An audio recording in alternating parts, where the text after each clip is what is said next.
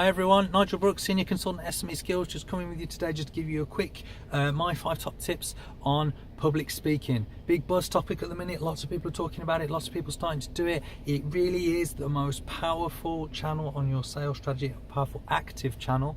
There are other ones that are a bit more passive that are really powerful as well, like strategic partners, but for me, hosted events, public speaking is the best way to communicate your value, for you to show the value, the passion, or the passion in the value that you've got to give, why you're excited about it, why you can communicate to people, why they should buy from you, and what it is, the problem that you can solve with your product or service. And it's about working smart, not about working hard. You can talk to one person in a face-to-face meeting. Face-to-face is the most powerful way to show the energy that you've got to give, or the energy that you have about your product or service, but it is more powerful than a face-to-face meeting initially for lead generation, because with a face-to-face meeting you might be talking to one people, maybe a couple of people.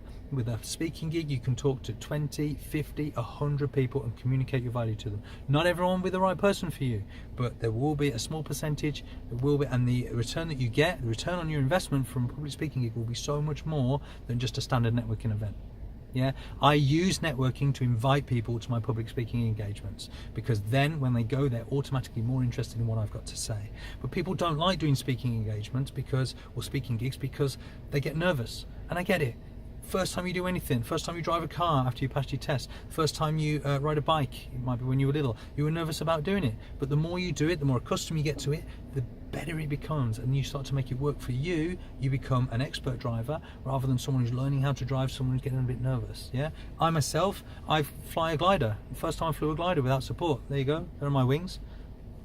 Terrified me. I was so terrified, but now I landed, I was safe, thank God, no injuries, didn't damage I nearly damaged the glider. I didn't damage the glider, but it was, once I'd done my circuit and I landed, it was fine.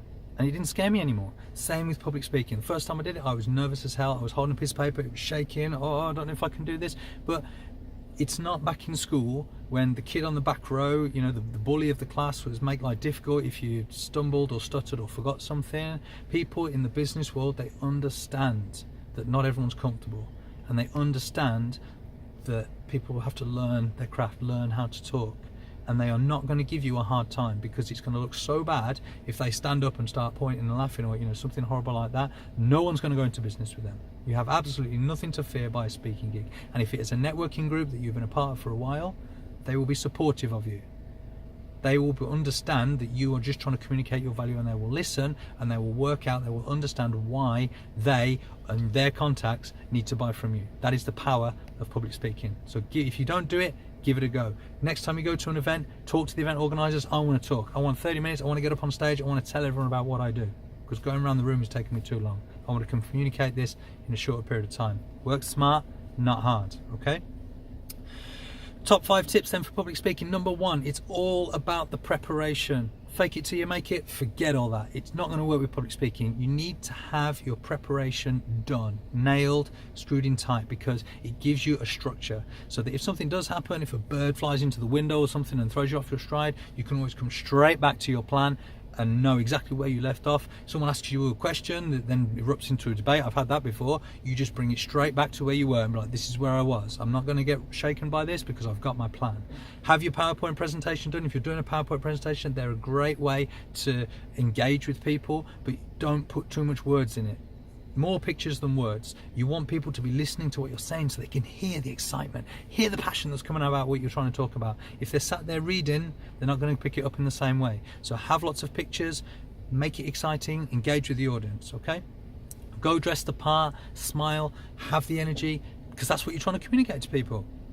Okay, top tip number 2, stories. Remember this, facts tell and stories sell. People want to understand how something works by listening to the facts about it. They're going to engage with you. They're going to connect with you if you tell them a story about it. Yeah, I just told you a story about when I was gliding. Exactly the same thing. I wanted you to understand that I'd been in an experience before where I was terrified, but I bit my bottom lip. I got in the glider and I did it. I told you a story to share, because so that you can connect with me about a time when you may have been nervous. Yeah. Number 3, video it. because then it goes on from just being part of your sales strategy to become part of your marketing strategy. You've got it in the value library, so that the next time you want to talk to a prospect, it's like, oh yeah, I did an event on that, it's a shame you couldn't make it, here you go, here's the recording. So you're then connecting with people that weren't even in the room about the same thing. So you're even further maximizing your chances. So if you've got the opportunity to video it, video it. It also allows you to look back after the fact and be like, do you know what, I didn't quite like that, I didn't quite like that story that I told, or I didn't like that the way that I stood, or maybe I didn't look at the audience enough, or I didn't talk enough. So being able to look back, and a really good top tip on that point is, when you look back, is think about how you felt it went. A good way to open these events is to turn around and go, can everyone hear me at the back? Because there's nothing worse than going through a whole event mumbling or looking down like this and people not hearing you, and it's no good. You need to turn around and say, hi guys, I'm Nigel, I'm here to talk about this, I'm here to talk about the price of fish, you've got 20 minutes to listen to this, can you all hear me at the back?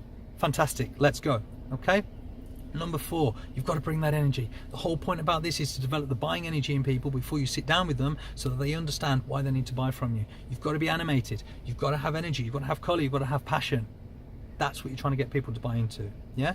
Smile, enjoy it. That's the big thing about it, is having that energy, showing that you're excited, that it's a good thing, that you enjoy what you're talking about, means people are much more likely to enjoy it themselves. Okay? And number 5, the crucial tip, the biggest piece of advice I can give you, is have that tight follow-up.